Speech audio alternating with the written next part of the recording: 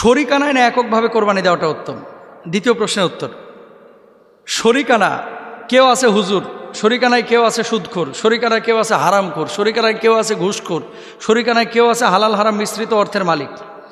এখন যে মানুষটাকে আপনি শরিক নিচ্ছেন সে মানুষটার পূর্ণাঙ্গ ইনকামের ধারাটা এটা কিন্তু আপনিও জানেন না, আমিও জানি না। এটা সম্ভব না জানা।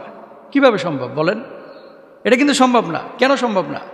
কারণ হচ্ছে ও কোন জায়গায় হারাম নিয়েছে, কোন জায়গায় হালাল নিয়েছে, এটা তো আমি দেখে আসছি না।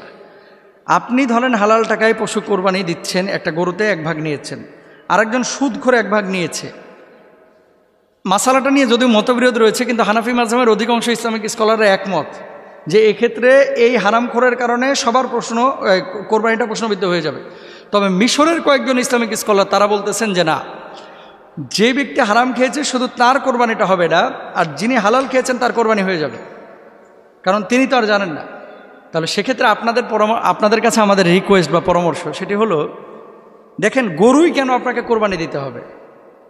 গরুই কেন আপনাকে কোরবানি দিতে হবে? গরুর ভাগ এখন মিনিমাম 15,000 টাকার নিচে সাধারণত কোনো গরুর ভাগ নাই, ছোট গরু হলো, আর ম্যাক্সিমামই 25,000, 22,000, 23,000 এরকম। তো আপনি 25,000, 22,000 টাকা দিয়ে এক ভাগের টাকা দিয়ে কিন্তু একটা ছাগল পান। আল্লাহ রাসূল সাল্লাল্লাহু আলাইহি ওয়াসাল্লাম অধিকাংশ সময় তিনি কিন্তু দুম্বা কোরবানি করেছেন, মানে এই যে ছাগল জাতীয় পশু কোরবানি করেছেন।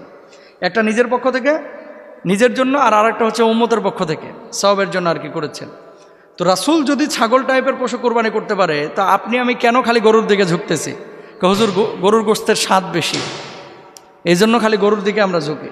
হুজুর গরুর গোশতটা একটু খাইতে ভালো না, জিব্বার স্বাদের লাগে যদি সুদখোরের সাথে ঢুকেন, ও তো আপনার কোরবানিটা বরবাদ করে ফেলবে। এই জন্য আমরা খেয়াল করব, কোনো সুদখোর ঘুষখোরের সাথে আমি কোরবানি দিব না। দরকার হয় ওই মাদি ছাগল দিয়েও কোরবানি দেওয়া যায়, কিন্তু মাদি ছাগল পেটে বাচ্চা না থাকলে, এগুলো তো 12-13 হাজার টাকা তো পাওয়া যায়। আপনি একটা ছোট্ট মাদি ছাগল নিয়ে এসে কোরবানি দেন, তারপরও কোনো ঘুষখোরের সাথে কোনো মোটা তাজা গরুতে অংশ নেবেন না। আল্লাহ তাআলা আমাদের বোঝার তৌফিক দান।